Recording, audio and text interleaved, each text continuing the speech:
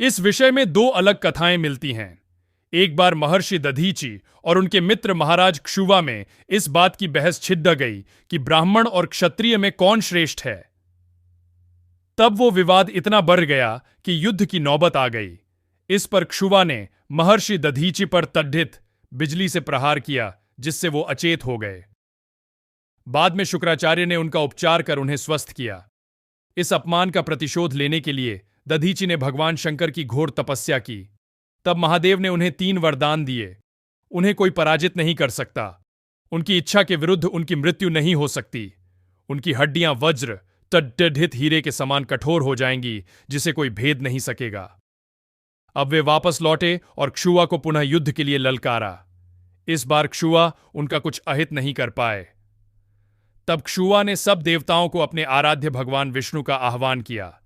इस पर महर्षि दधीचि ने महादेव के द्वारा दिए गए त्रिशूल से उन पर प्रहार किया।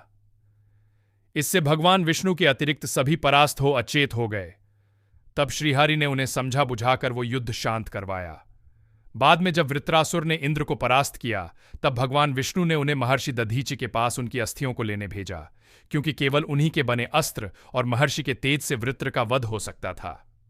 जब महर्षि दधीचि ने यह सुना कि श्रीहरि ने उनकी हड्डियों का दान मांगा है, तो उन्होंने प्रसन्नतापूर्वक समाधि लगाकर अपने प्राण त्याग दिए। अब समस्या ये हुई कि उनके मांस को कौन उतरेगा। उनके तप के तेज से कोई ये कार्य नहीं करना चाहता था। अंत में कामधेनु गोमाता ने उनके शरीर को चाट चाट कर उनके मांस को अस्थियों से अलग कर दिया। यहां से हमें 2 कथाएं सुनने को मिलती है। सबसे प्रसिद्ध कथा के अनुसार महर्षि दधीचि की अस्थियों से केवल वज्र का निर्माण हुआ था, और एक अन्य कथा के अनुसार वज्र के निर्माण के पश्चात उनकी बची हुई अस्थियों से विश्वकर्मा ने अन्य प्रमुख देवताओं के अस्त्रों का भी निर्माण किया। दूसरी कथा के अनुसार देवताओं के अस्त्र असुरों के हाथों में ना पड़ जाए, इसी कारण महर्षि दधीचि ने उन सभी दिव्य अस्त्रों को जल में घोलकर पी लिया। इससे उन सभी अस्त्रों की शक्ति उनकी हड्डियों में आ गई। जब युद्ध में देवता हारने लगे, तब वे अपने अस्त्र महर्षि दधीचि से मांगने गए, किंतु उन्होंने कहा कि वे सभी अस्त्र उनकी हड्डियों में समाहित हो गए हैं, इसी कारण वे उनकी हड्डियों से अपने अपने अस्त्र बना लें।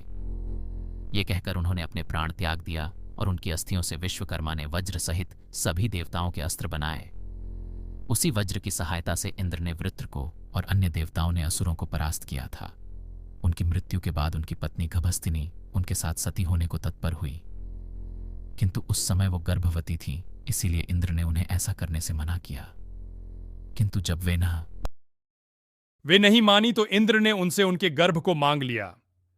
इस पर इंद्र को अपना गर्भ दे वे अपने पति के साथ सती हो गई। बाद में इंद्र ने उस गर्भ को पीपल को संभालने दिया। समय आने पर उससे एक बालक का जन्म हुआ, जो संसार में महर्षि पिप्पलाद के नाम से प्रसिद्ध हुए। आशा है आपको आपके प्रश्न का उत्तर मिल गया होगा।